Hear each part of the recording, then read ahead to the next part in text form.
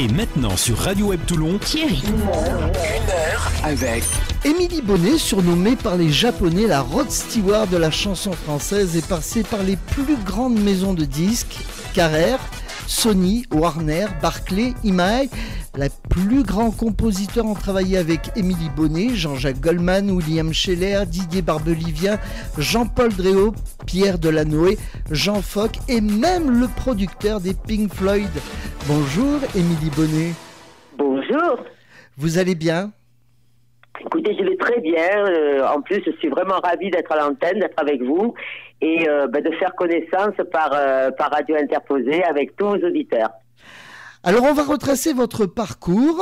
Une naissance non désirée, ça commence pas très bien. Oui, c'est vrai.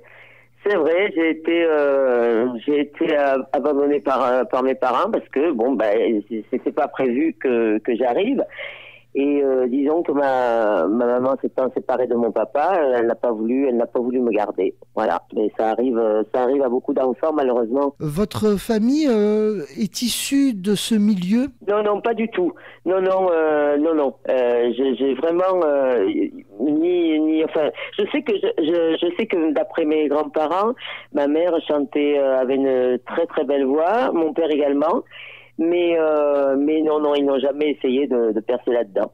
Première rencontre avec le milieu artistique, c'est avec Alain Delon que ça se fait. Voilà, c'est ça. Mais disons que j'étais au lycée, j'étais interne, et le soir je faisais le mur. Quand les autres étaient couchés, je faisais le mur, puis j'allais chanter dans une boîte qui s'appelait le Mistral, qui s'appelle toujours le Mistral d'ailleurs, qui était à Aix-en-Provence et qui était tenue par un ami d'Alain Delon justement. Et quand je chantais, quand tout le monde était parti, il y avait plus personne dans la boîte et je prenais le micro et là je me régalais vraiment. Et puis un soir il y a un monsieur que j'avais pas vu, il y avait quelqu'un mais c'était assez sombre qui était au fond et il est venu vers moi, il m'a attrapé dans ses bras, il m'a posé 2 gros bisous sur les joues et il m'a dit avec la voix que tu as, il m'a dit tu devrais réussir dans ce métier. Et moi je l'ai regardé et je me suis rendu compte que c'était Alain Delon. Wow. Et en fait moi, j'ai jamais été vraiment fan des gens. Je l'avais vu dans des films, etc. Mais bon, ça m'a fait plaisir qu'ils disent que j'avais une belle voix. Et je lui ai dit, quand j'aurai terminé mes études, pourquoi pas. Mais j'ai personne là-dedans. Il m'a dit, là, tu m'appelleras et je te présenterai un ami chez Barclay. Et voilà, tu m'appelleras dès que tu le sentiras. Et c'est ce que j'ai fait. Belle histoire quand même, hein ? Oui. Et puis il y a eu la rencontre avec William Scheller et Jean-Paul Dréau et Mick Lanaro, le célèbre ingénieur du son, puis après producteur. Donc premier titre avec William Scheller. Oui, j'ai rencontré. Disons que William avait été produit par ma directrice artistique. Bien avant, et quand il m'a rencontré, il a dit je vais écrire pour elle, je veux composer et je veux être son producteur. Et en fait, ma directrice artistique, ça ne lui a pas trop plu qu'il devienne mon producteur. Donc une fois qu'il a écrit pour moi un titre, elle a tout fait pour nous séparer. Bon, c'est pas la première, ça sera pas la première fois ni la dernière que ça arrivera avec elle, mais voilà, donc William, on était quand même restés assez proches. Et je me souviens d'ailleurs, je l'ai gardé, j'ai une photo de lui où il a marqué j'aurais aimé pouvoir chanter comme tu le fais et j'espère pouvoir t'aider comme tu le mérites. Et je l'ai là toujours, ça m'a fait hyper plaisir. Et puis vous rencontrez aussi François Mitterrand au Royal Théâtre de Tokyo. Et oui. Vous interprétez même la bande originale d'un film, Lise et Laura, sorti le 26 mars 82, réalisé par Henri Hellman. Donc, première rencontre avec François Mitterrand, mais comment ça se passe ? Disons que, en fait, au départ, c'était un garçon que j'aimais beaucoup et qui était mon ami. C'était Daniel Balavoine qui devait partir et au dernier moment, à Tokyo, ils ont préféré une voix particulière. Ils ont dit finalement, on préférait que ce soit Émilie Bonnet qui parte. J'étais pratiquement pas connu, je démarrais à peine, mais ils avaient craqué sur la voie, donc puis Daniel avait le temps d'y aller, ça c'était pas un problème pour lui d'aller là-bas au Japon. Donc voilà, et c'était pour la venue, oui, effectivement du président de la République. Donc j'ai chanté 2 soirées là-bas, un soir et le lendemain devant aussi Hirohito, qui était l'empereur du Japon, qui est décédé maintenant.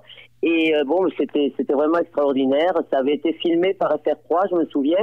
Et il y avait eu un attentat d'ailleurs dans la salle, mais on n'en a jamais parlé. Mais enfin maintenant, il y a prescription depuis longtemps parce que Mitterrand est décédé. Et il y a un Japonais qui a lancé une grenade au pied d'Hirohito et du président Mitterrand. Heureusement pour eux, la grenade n'a pas explosé. Il m'a attrapé sur scène et moi j'avais un costume en cuir et il a mis une lame sous mon cou et là c'est bon. Mais c'est drôle parce que j'ai pas eu peur. Je savais qu'il ne me ferait rien. Et quand il a vu qu'il avait raté son coup, il s'est coupé la langue, ce qui est horrible, mais devant tout le public. Et dans les coulisses, il y avait mon ami Claire Dasta, il y avait Herbert Léonard et il y avait Yves Duteil. Ben dis donc, il vous en arrive des choses. Alors, on va écouter un peu de musique. On va écouter un premier titre qui se nomme « Laisse entrer la lumière ». C'est aussi le titre d'un livre Confession. Parlez-nous de cette chanson et de ce livre en même temps. Eh bien, disons que cette chanson, ça a été, elle a été écrite. Enfin, moi, j'ai composé, bien sûr, mais elle a été écrite par un ami qui est journaliste, qui s'appelle Didier Galibert. Et laisse entrer la lumière, c'est-à-dire j'ai eu tellement. En fait, il l'a écrite à la suite de mon livre. Et ce livre, je me suis libérée de tout le mal-être que j'ai eu depuis ma naissance. Puisque, je le dis dans le livre, on m'a retrouvé dans une cave, j'étais à peine âgée j'avais à peine 10 mois, et on m'a retrouvé, j'étais en train de mourir, je faisais à peine le poids d'un bébé naissant. Donc, quelque part, ça laisse des traumatismes, et on a beau dire, et on a beau dire, mais ça y est, je pleure pas, je vais oublier, c'est gravé à jamais dans l'esprit d'un bébé, quoi, d'un nourrisson. Donc j'ai écrit ce livre qui m'a beaucoup aidé et avant j'arrêtais pas, je passais des pleurs au rire et là ça a été c'est nettement beaucoup mieux, quoi. Voilà. Donc ce livre vous a aidé quand même à Oui, il m'a aidé. Oui, bien sûr. Eh ben on va écouter ce premier titre qui s'appelle Laisse entrer la lumière. D'accord. Dans la lumière, moi j'efface les ombres, tous ces rêves sombres qui gâchent ma vie. Je laisse au vestiaire un cœur en détresse, les pleurs, la tristesse, tout ça c'est fini.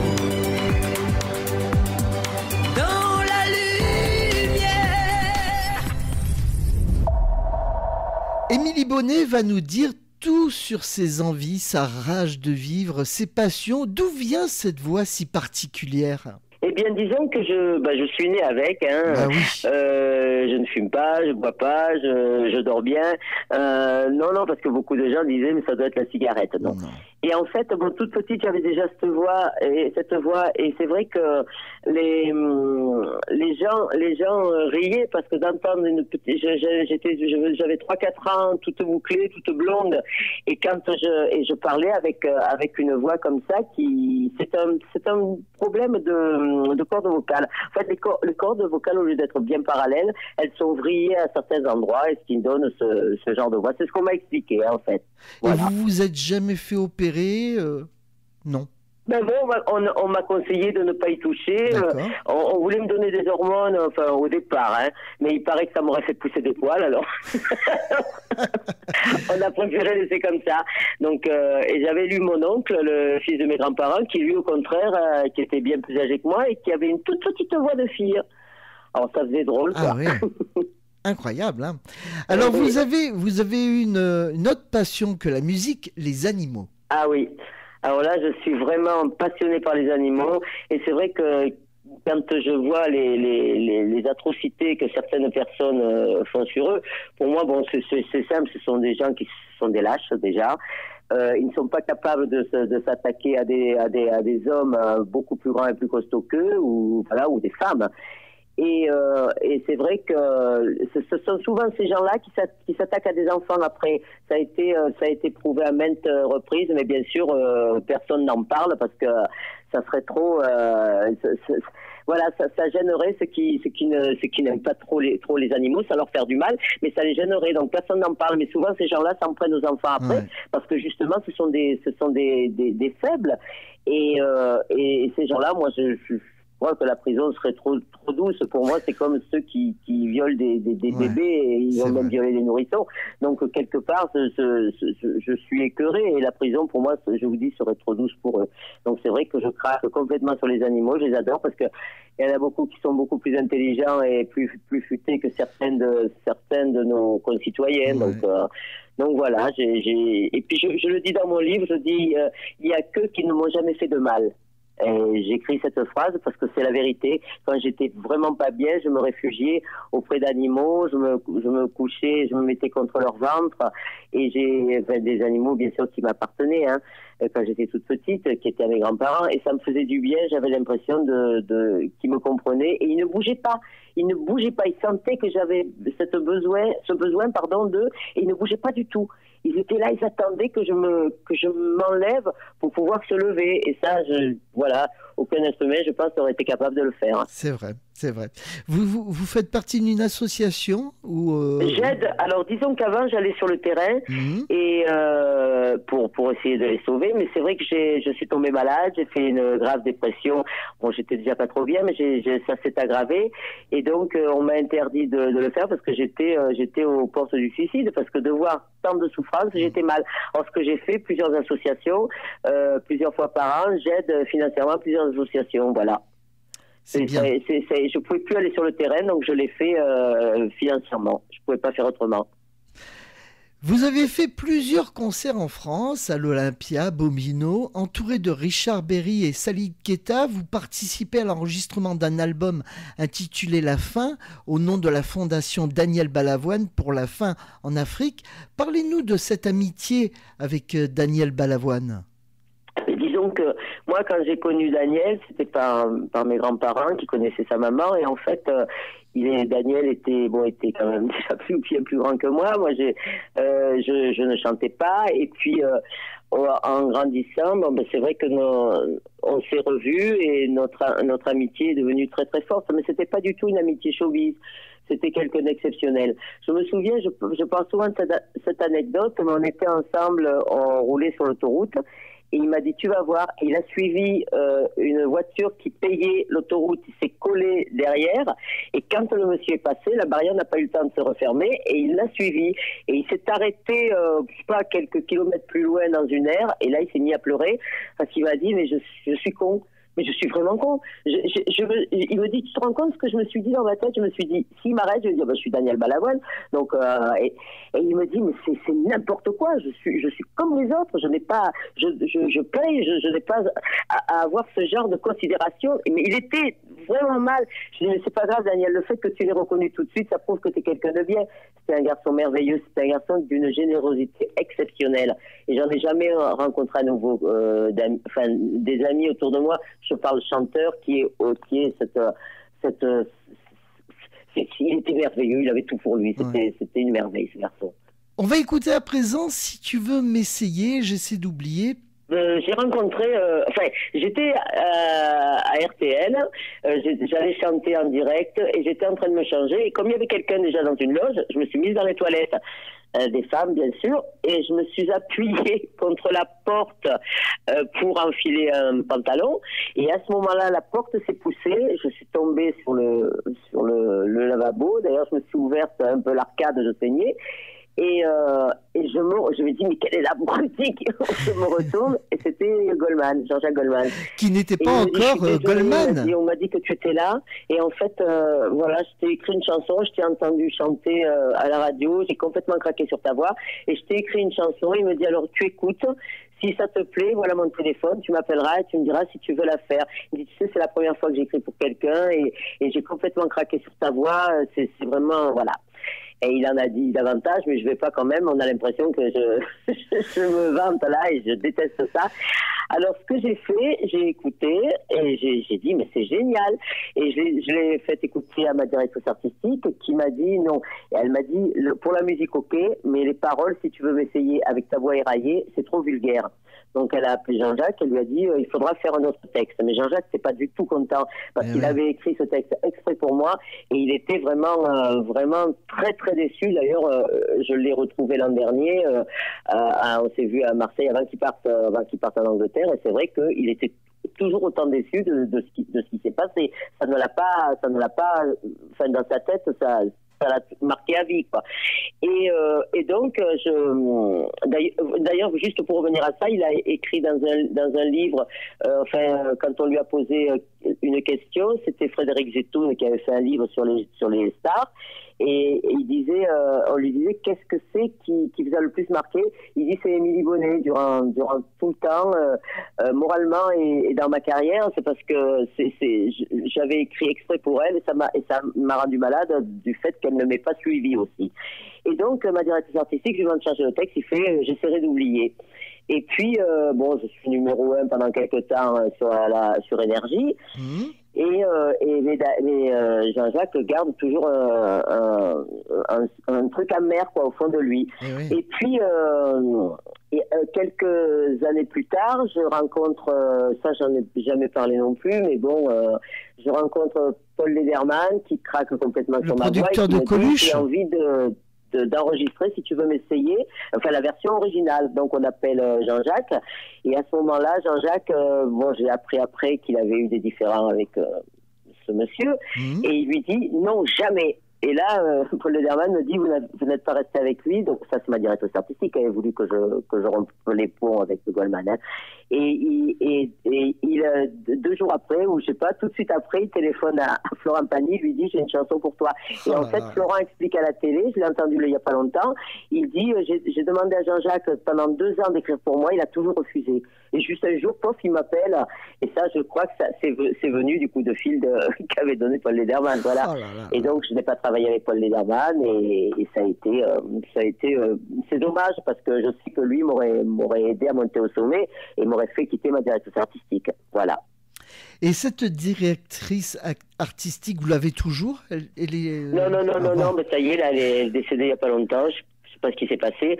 Non, mais après, il y a eu le coup un jour, j'étais chez Yemaï et on avait, comment dirais-je, chez Yemaï, chaque fois pour la direction, pour remercier les personnes qui mettaient des disques en vente chez des disquaires, etc., qui s'occupaient de ça, tout leur personnel, ils les invitaient à Cannes pour 48 heures. Et ils prenaient un chanteur et une chanteuse. Et ce jour-là, ils m'avaient pris à moi, ils avaient pris Didier Barbelivier.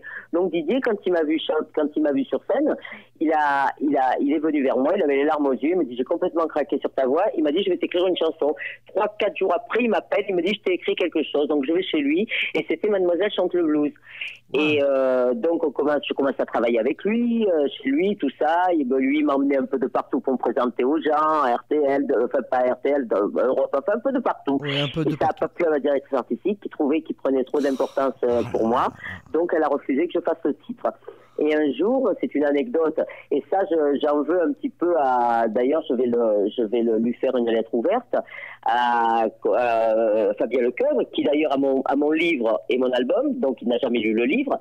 Il avait marqué qu'elle avait été écrite pour Nicoletta, ce qui est faux. Donc je me promène au hall, et là, à travers la vitre d'un bar, je vois Nicoletta. Alors je rentre, et comme j'avais fait Bobino en première partie d'elle, donc on se connaissait bien, elle me dit « Oh, Bonnet, ça me fait plaisir de te voir ». Elle m'a dit « Barbeau ». parlant de Barbelivien, elle m'a écrit un tube. Et elle commence à chanter Mademoiselle chante le blues.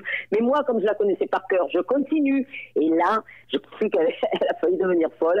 Elle a pris le téléphone qui était sur le bar, elle a téléphoné à Didier, elle lui a dit ta chanson, je n'en veux plus, parce que tu l'avais pas écrite pour moi et pour Émilie Bonnet. Et je lui ai dit, mais écoute, t'as tort, t'as une super voix, tu peux la chanter, ça sera génial. Et en fait, elle a donc refusé. Et en troisième, il a écrite pour Patricia Cass. Il l'a donné plutôt à Patricia Cass. Et c'est drôle parce que je me dis, c'est un peu grâce à moi si ces gens-là sont sortis, comme Florent Pagny qui disait qu'il était complètement dans le creux de la vague. Et grâce à Si tu veux m'essayer, comme la directrice artistique a refusé, il est ressorti aussi. Voilà, voilà. C'est quand même incroyable tout ça, hein. Oh oui, elle savait découvrir les gens. Elle avait eu à l'époque, elle avait eu Renaud, William Scheller, Bachung, etc. Ouais. Et eux me disaient, tant qu'ils sont restés avec elle, ils étaient pas bien, ils n'avaient pas la réussite qu'ils auraient dû avoir, parce qu'elle avait le nez pour découvrir les gens, mais après elle n'allait pas plus loin. Ouais. Moi, elle m'interdisait de faire des télés, et Jean-Jacques me téléphonait, Goldman. Il me disait, mais comment ça se fait? Il paraît que tu refuses de faire des télés. Je dis, mais pas du tout. Et quand je l'ai appelé, elle m'a dit non, moi les petites télés comme ça m'intéresse pas. Oh, J'ai fait contre sa volonté d'ailleurs de Chavannes, qui était l'après-midi, j'en ai fait plusieurs, mais elle voulait que des 20h30. Or, les 20h30, tu les as une fois que tu as fait toutes les petites. Bien sûr. Mais je savais pas qu'elle refusait à ma place. Voilà. Eh ben, dis donc, on va faire une petite pause. D'accord. Émilie, on va écouter donc cette chanson, hein? D'accord. Et on se retrouve juste après. Super. Si tu veux m'essayer, même une semaine. Si tu veux m'essayer, c'est pas un problème. Je me ferai belle, that you can't resist. As we're blending close together, you go crazy at the time with me. If you want to try me. Retrouvez le Good Morning du lundi au vendredi, animé par Thierry sur Radio Web Toulon. Sur Radio Web Toulon, nous recevons la fille cachée de Rod Stewart et Bonnie Tyler, Émilie Bonnet. Votre dernier album est double puisqu'il y a l'album en français et un album en anglais. Quels sont les auteurs-compositeurs qui ont produit cet album ? Alors, j'ai repris une chanson bien sûr de Goldman, qui était J'essaierai d'oublier si tu veux m'essayer. J'ai fait un medley des deux, donc bien sûr là des deux textes. Ensuite, j'ai eu une chanson où j'ai fait le texte et c'est avec mon ami Gilbert Montagnier. Oui. Gilbert, on s'est rencontrés bizarrement. On s'est rencontrés, c'était lors de l'anniversaire de Johnny, c'était à la Scala. Et je passe comme ça et je dis ah bonjour et Montagnier, mais c'était pas lui. Et tout d'un coup j'entends Émilie Bonnet, Les Caves de l'amour, et ce qui était la chanson que m'avait écrite Jean-Paul Dréau. Et je lui dis mais comment tu m'as pas vu? Il me regarde, il m'a dit non mais je t'ai entendu. Et puis on est devenus amis à partir de ce moment-là. Donc un jour il m'a dit qu'il allait dans les prisons et il voulait m'emmener pour chanter dans les prisons. Et il m'a fait la musique, le cri des matons, et moi j'ai fait le texte. Donc il y a lui et puis il y a un auteur que j'aime beaucoup qui a écrit la plupart des textes, qui s'appelle Michel Esposito, et qui a une écriture vraiment que j'adore. Il aurait dû écrire pour les plus grands, mais en fait, à part pour moi, il n'est pas du tout dans ce métier, il ne s'est pas du tout branché là-dedans. Voilà, il a écrit Toucher le ciel, Laisse entrer la lune, Toucher le ciel, Je brûle encore, enfin presque tous les titres de l'album. Moi j'en ai écrit quelques-uns et on a écrit le cri d'un ange ensemble parce que lui il a sa douceur mélangée avec moi dont les paroles sont dures comme à damner un homme où j'ai fait le texte entier. Donc voilà, j'aime beaucoup. Et puis Didier Galibert, je vous ai dit, pour Laisser entrer la lumière. Et voilà. Et qui a produit cet album ? Eh bien, disons que je l'ai produit. La production, elle a été produite par 3 personnes, dont 2 qui ont fait tous les arrangements. Il y en a un qui s'appelle Stéphane Legrand, qui travaille pour des gens chez Sony aussi, qui a travaillé avec Benabar, etc. Il y en a un autre qui s'appelle Jean-Philippe Cheving, qui lui a même fait des arrangements dans un film de Luc Besson. Donc il a travaillé avec Zazie, il a travaillé avec pas mal avec Goldman aussi, il a travaillé avec pas mal de monde. Et tout a été mixé, travaillé en studio, ainsi que ma voix, etc. par Pierre Branner, qui était c'est celui qui prenait les voix, toutes les voix de Johnny Hallyday d'ailleurs, et c'est lui qui a toujours pris mes voix et qui peaufine après l'album pour le rendre viable. Voilà. Et il s'appelle comment ce double album ?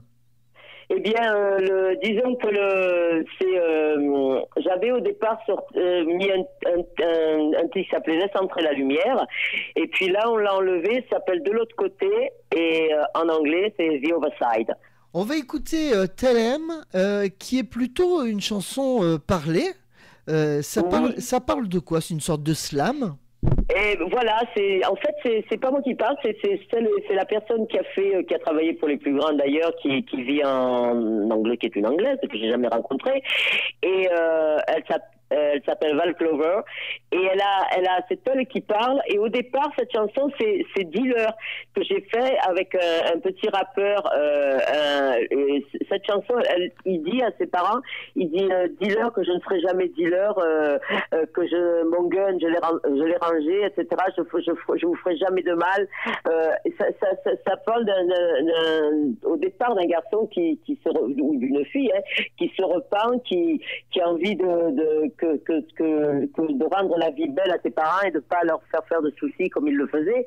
Et là, comme il n'arrivait pas en anglais, c'est Val Clover qui a parlé, et ma voix rentre petit à petit, et à la fin, je chante tout le refrain avec des mots. Dealer, sous les décombres, dans la poussière, Dealer, n'attise pas la haine. Si un jour votre producteur vous demandait de choisir entre la scène ou composer, quel serait votre choix ? C'est la scène, c'est ma vie, parce qu'en fait, vous savez, c'est ce que je disais quand j'avais 2 ans d'avance, et quand j'ai atteint mes 9 ans, mes grands-parents étaient obligés de me mettre en internat, et là, je me battais tout le temps, parce que les enfants, c'est t'as pas de père, t'as pas de mère, ils sont méchants. Il y avait des professeurs qui comprenaient, d'autres qui comprenaient pas et qui m'avaient prise en grippe, donc je souffrais beaucoup, je restais collée le week-end la plupart du temps, donc parce que on habitait à Marignane, et j'allais en bus à Aix-en-Provence où j'ai fait toutes mes études, et en fait je vomissais dans le bus, donc j'étais toujours malade, donc ils ont été obligés de me mettre en internat. Et donc, j'ai toujours eu besoin de cet amour qui m'a tant manqué. Mes animaux étaient chez mes grands-parents, eux n'étaient pas là non plus. Et voilà, et cette souffrance, je la ressentais tellement mal. Je suis devenue somnambule à partir de ce moment-là. On me retrouvait debout le matin dans les couloirs, et où je dormais contre un mur. Et c'est vrai que c'est à ce moment-là que j'ai eu tellement besoin d'amour, tellement besoin. Je chantais tout le temps, je chantais quand j'étais seule, parce que j'avais besoin, ceux qui aimaient ma voix, même quand j'étais pas seule et qui aimaient ma voix, j'avais l'impression qu'ils s'attachaient à moi. Et c'est ce que j'ai recherché ça, j'ai recherché l'amour des gens, et pour essayer de leur donner ce trop plein d'amour que j'avais au fond de moi et que je n'arrivais pas à donner. Voilà, c'est ça c'est pour ça que j'aime tellement la scène. La scène, ouais. Et c'est pour ça aussi que vous faites souvent des bœufs avec d'autres artistes ? Oui, j'aime bien, parce que ça me fait plaisir. J'ai besoin d'être avec eux. J'ai besoin de les voir, voilà, c'est vital. Souvent, je me trompe. On m'a fait beaucoup de mal dans ce milieu, parce que les gens, ils avaient compris qu'ils étaient tombés sur quelqu'un de tellement naïf. Alors souvent, je disais, est-ce que je suis trop CON, trop con, ou alors trop naïve? Et je crois que je suis trop naïve, et malgré l'âge maintenant qui passe, et je le suis toujours, je n'arrive pas à faire attention. Et je prends beaucoup de claques toujours maintenant. Voilà. Et donc, si un jour un jeune artiste venait vous voir pour vous demander des conseils sur ce métier, que lui diriez-vous ? je lui dirais, si on m'en a déjà demandé, je lui dirais, écoute, moi, de toute façon, c'est ma vie, ça, c'est un souffle de vie. Et bien sûr, j'ai la chance d'être mariée, d'être mariée à un garçon exceptionnel qui me tient en vie également. Mais ça fait partie de ma survie, donc la chanson. Et je lui dirais, écoute, il faut, si c'est vraiment une passion, va jusqu'au bout, mais méfie-toi des gens, fais attention, ne fais pas comme moi. Moi, malheureusement, et s'il est aussi fragile que ce que je le suis, je lui dirais, prends quelqu'un de confiance que tu connais depuis toujours et en lequel tu pourras vraiment avoir confiance. Voilà, c'est ce que je lui dirais, oui. Et est-ce que vous pensez que ça a changé depuis les années 70-80, ce monde-là? Disons que ce qui est bien maintenant, c'est toutes ces... Avant, ça n'existait pas. Vous avez The Voice, vous avez Incroyable Talent, vous avez... Et je pense que... Vous pensez que ça peut faire émerger d'autres artistes, The Voice Oui, ça fait émerger de nouveaux talents, des gens qui ont une voix exceptionnelle et qui, malheureusement, qu'on n'a pas reçu dans la maison de disques. Parce que maintenant, si vous voulez aller dans une maison de disques, faut passer d'abord par le, comment dirais-je, pas par le parloir, je pense encore à mes années d'internat. Non, il faut passer d'abord par la personne qui est au téléphone, qui répond et qui est pas souvent facile. Après par la 10e secrétaire avant de remonter à la première. Après par le 10e assistant avant de remonter au premier. Et vous ne remontez jamais, bien sûr, au plus grand. Voilà, ça, la plupart du temps, je dirais pas qui, mais j'avais dîné avec un copain à moi, et un jour il me dit à table, il me dit, oh là là, t'as écouté ça? Non, il me dit, j'ai demandé à ma secrétaire si elle avait écouté un truc. Je dis, mais pourquoi tu le demandes à ta secrétaire? J'ai dit, c'est à toi écouter. Il était directeur artistique dans une grosse maison de disques. Il m'a dit, oh, j'ai la flemme, c'est pour ça que je lui ai demandé. Elle m'a dit qu'elle avait pas écouté, alors je leur ai dit que je les prenais pas, que j'aimais pas. Je lui ai dit, c'est dégueulasse. J'ai dit, tu te rends compte, ces gens qui mettent tout leur truc, leur amour, qui mettent de l'argent des fois pour réaliser des maquettes et tout ça, et c'est même pas écouté. La plupart du temps, non seulement ils n'écoutent pas, si vous n'êtes pas de la part de quelqu'un, mais maintenant c'est terrible, mais en plus vous leur envoyez par mail, il y a aucun, vous ne voyez pas les gens. Si vous n'êtes pas appuyé par quelqu'un, vous ne voyez pas les gens. Alors qu'avant vous pouviez les voir beaucoup plus facilement. Maintenant c'est devenu, vous avez un gars, il est directeur artistique et je sais pas moi, il va rester 6 mois dans la maison, des 6 mois après il va être viré. Et ces gens-là, pendant les 6 mois où ils sont là, se prennent pour des dieux et malheureusement cassent des carrières avant qu'elles ne commencent. Voilà. Tout à l'heure, vous parliez de la Star Academy. Il y a une artiste qui nous a quittés il y a pas longtemps, qui faisait partie de la nouvelle star, c'est Morane. Oui, alors là, vous me parliez de Morane. C'est une fille que j'admirais beaucoup. J'aimais beaucoup sa voix. Elle était d'une simplicité extraordinaire. Je n'ai malheureusement pas eu l'occasion de la rencontrer parce que chaque fois que j'ai fait des concerts, malheureusement, c'était pas avec elle. Mais bon, à l'écouter parler, je l'aimais beaucoup. Et c'est vrai que quand j'ai appris qu'elle était décédée, ça m'a bouleversée parce que j'ai appris qu'elle n'était pas malade et qu'elle c'est ce qu'on m'a dit. Et c'est vrai que j'ai pensé tout de suite à moi, à une chose que je n'ai jamais dite. Et je suis allée faire parce que j'avais besoin pour des papiers, j'avais besoin de faire qu'on me passe un examen du cœur, chose que je n'avais jamais faite. Et là, on s'est rendu compte que j'avais quelque chose de rare qui est le syndrome de Brugada. Et en fait, malheureusement, c'est le syndrome de la mort subite, et c'est souvent les nourrissons qui ont ça. Les adultes, c'est assez rare. Et quand j'ai appris ça, on aurait mieux fait de pas me le dire, parce que ça fait que quelques mois que je le sais. Et le syndrome de Brugada, c'est que tout d'un coup, votre cœur s'arrête. Il y a une seule chose à faire, si vous êtes dans la rue et que votre cœur s'arrête, il faut que les gens vous fassent un massage cardiaque tout de suite, mais avec une rapidité extraordinaire, sans pour cela vous faire du bouche à bouche, parce que ça sert à rien, puisque le sang est encore oxygéné. Donc il faut faire au moins 100 mouvements minutes pour faire repartir le cœur. Et c'est vrai que malheureusement, quand ça vous prend dans la nuit et que le cœur s'arrête, on ne sait pas de quoi la personne est morte.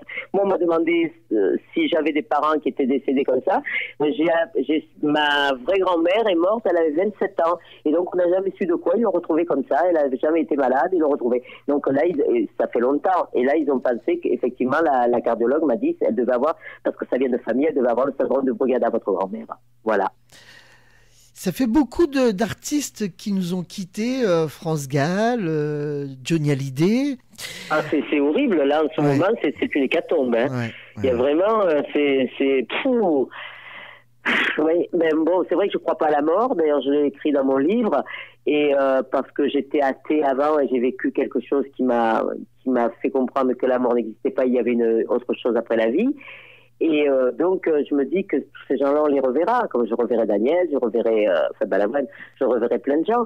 Mais c'est un jour, Montagnier, Gilbert me disait, un jour, il m'a téléphoné, il m'a dit, maman est décédée. Et je lui ai dit, mais pourquoi tu pleures puisque tu sais que tu vas la revoir? Et il m'a répondu, il m'a dit, oui, mais je pleure parce que je ne sais pas dans combien d'années je vais la revoir. Je ne vais pas partir exprès pour la retrouver, ce qui est serait complètement idiot. Ouais. Et puisque on n'a pas le droit de se suicider, quoique, bon. Mais il pleurait parce qu'il ne savait pas, donc lui aussi, il croit très fort, et je crois que ça, c'est quelque chose d'extraordinaire. Voilà. Et bon, je me dis, là-haut, on me la présentera, puisque je ne l'ai pas connue sur Terre. Voilà. On va parler de choses un peu plus gaies à présent. Oui. Où se procurer vos albums? Alors disons que là, je les avais mis il y a pas longtemps sur Bandcamp, qui est un site sur internet. Donc on peut faire www.emilybonnet.bandcamp.com. Et donc là, mes 2 albums sont dessus, mais je vais peut-être travailler avec une autre personne. Mais pour l'instant, je le dis pas parce que il m'a posé la question et je lui ai pas encore dit oui, donc voilà. On vous voit aussi vous avez un Facebook, je présume, et puis vous êtes sur les réseaux sociaux. Oui, bien sûr, sur Facebook, sur Twitter. Sur Twitter, je parle pas beaucoup de mon métier, voilà. Et là, j'ai un nouveau projet. Je sais pas si on peut en parler. Bien sûr. Voilà, là j'ai un nouveau projet, j'ai écrit un album pour les enfants qui s'appelle Mamie Yaou, voilà. Et il y a plein de chansons pour les enfants, et avec Catherine Marolles, parce que pas trop qu'on l'appelle Catherine, ça fait assez reine. Avec Catherine Marolles, nous avons fait un livre, elle a fait tous les dessins, et ça s'appelle Kiki le moustique au Sahara. Et Kiki le moustique fait partie des 12 marionnettes que j'ai créées aussi. Donc, on est en train... Alors, il y aura Papi Yaou, Mami Yaou et Emma Yaou. Emma est une petite fille de 9 ans qui a une émission de radio, d'ailleurs. Voilà. Et tous les mercredis, elle a sa petite émission sur... J'arrive jamais à me rappeler le nom de la radio, elle va m'engueuler. Et cette petite, elle est très mignonne. Et là, nous allons tourner dans un théâtre, et avec Cathy on a fait tout ce concept, et il y a une mamie donc qui joue, qui est complètement déjantée, le papy qui est complètement déjanté aussi, et la petite qui l'est aussi, et donc on va présenter ça pour une émission de télé, pour voir qui ça peut intéresser, mais je pense que ça peut intéresser beaucoup de monde parce qu'il n'y en a pas pour les enfants à ce niveau-là, et surtout ce qu'on a créé, toutes ces marionnettes et tout ça, ça peut être un truc génial. C'est du nouveau en plus, c'est tout nouveau, c'est frais quoi. Ah oui, bien, complètement frais, puisque Mamie Yaou, Papi Yaou et Emma Yaou vont tourner le premier pilote début juin. Donc là, comme moi j'habite dans le sud, je monterai pour les voir tourner. Et après, ça va être proposé à des chaînes de télé, voilà. Mais c'est vachement bien, quoi. Ça fait les marionnettes, elles sont super, quoi. Voilà. Et avec ce livre, c'est le livre qui va être à raconter. Il va y avoir plusieurs épisodes. Ça va être une série de plusieurs épisodes. Eh bien, voilà. On attend avec impatience ce projet. Est-ce qu'il y aura aussi des scènes? Est-ce qu'on va pouvoir vous voir sur une scène? Eh bien, j'espère vraiment, là, parce que là, pour l'instant, ce n'est pas prévu. Là, il faut que je contacte, mais c'est vrai que ça fait pas mal de temps que je devais contacter cette personne en Belgique, un tourneur, mais je l'avais pas fait parce que j'étais tellement... Vous savez, quand vous écrivez, bon, là j'avais fini mes 2 albums, mais quand vous écrivez un album total pour les enfants, que moi j'ai créé les marionnettes, mais c'est vrai que ça m'a pris, des fois, je commençais le matin à 10h jusqu'à 4h du matin, quoi. Et pour en faire une, pour en finir une. Et c'est vrai que j'ai pas eu le temps de m'occuper d'Émilie Bonnet, quoi, en tant que chanteuse avec mes albums. Mais là, je vais vraiment m'en occuper, étant donné que le concept est fini. Il n'y a plus que le tournage, je l'ai placé. Et après, je vais vraiment pouvoir m'occuper de moi. On va se quitter, Émilie Bonnet, avec Je brûle encore. Parlez-nous de cette chanson qui fait partie de cet album, ce double album. Eh bien, disons que c'est Michel Esposito qui a fait le texte. En fait, j'avais fait cette musique et j'avais fait faire le texte par quelqu'un dont je ne citerai pas le nom parce qu'il est très connu. Et quand il m'a donné le texte, je lui ai dit en rigolant, j'ai dit, mais attends, t'avais bu ou quoi hier soir? Ou alors c'est ton enfant qui a écrit le truc. Et il s'est mis à rire. Parce qu'en fait, il m'a donné ça, mais je crois qu'il avait bien arrosé la veille. Et je le dis donc à Michel Esposito qui n'a jamais écrit, mais je lui dis comme ça en parlant. 2 jours après, il me donne ce texte, Je brûle encore. Je lui dis, mais t'as vachement de talent, mais c'est énorme, c'est magnifique. Et j'ai complètement craqué sur ce texte, et donc je lui ai demandé d'en faire la plupart des autres textes de mon album. Voilà comment ça a commencé. Ben, je vous remercie beaucoup, Émilie Bonnet, d'être passée. Merci à vous, et je remercie tous les auditeurs d'avoir pris le temps de m'écouter, et je leur fais encore de gros bisous, et voilà, et je vous dis à très très bientôt, en espérant que j'ai beaucoup aimé, et en espérant qu'il y ait d'autres émissions. Mais bien sûr, il y aura d'autres rendez-vous. On parlera. D'accord, avec plaisir. Merci beaucoup, je vous embrasse tous, à bientôt, au revoir. Je sens comme un vide, un trou béant, une vie réduite au néant.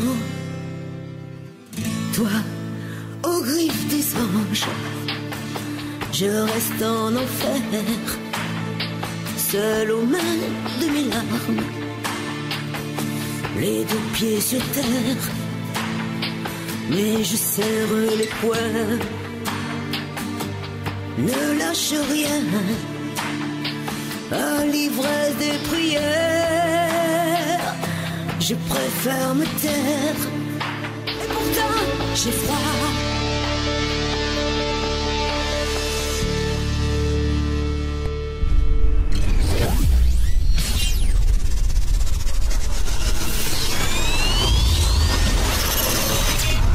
Vous écoutez Radio Web Toulon.